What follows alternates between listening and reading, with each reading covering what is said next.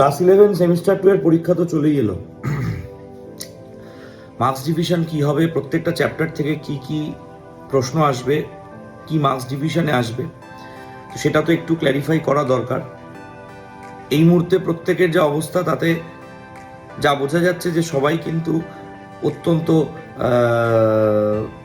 সমস্যায় আছে, অত্যন্ত চাপে আছে, কারণ তারা এতদিন পড়া জমিয়ে রেখে যে ভয়ানক পাপ করেছে সেই পাপের প্রায়শ্চিত্ত তারা করছে, ধীরে ধীরে করার চেষ্টা করছে। কতটা করতে পারবে সেটা তাদের উপরেই নির্ভর করছে।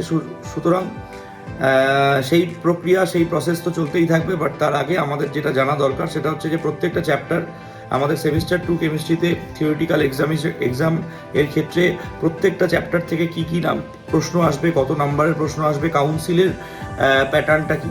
35 মার্কসের পেপারের জন্যে 35 মার্কসের থিওরিটিক্যাল পেপারে টোটাল 2 নম্বরের 5টা প্রশ্ন আসবে, 3 নম্বরের 5টা প্রশ্ন আসবে এবং 5 নম্বরের 2টো প্রশ্ন আসবে। এইভাবে টোটাল 35 নম্বর কভার করবে। এবং এই যে টোটাল যে 35 নম্বর কভার হচ্ছে, সেই 35 নম্বরের মধ্যে ইন্ডিভিজুয়াল প্রত্যেকটা চ্যাপ্টার থেকে কত কত প্রশ্ন আসবে, কি কি নাম্বারের প্রশ্ন আসবে সেটা একটু স্ক্রিনে দিয়ে দিচ্ছি। একবার দেখে নিয়ে পড়া শুরু কর। আর পাপ করিস না, পাপ করেছিস আর প্রায়শ্চিত্ত কর। পরীক্ষা সবার ভালো হোক, বেস্ট অফ লাক।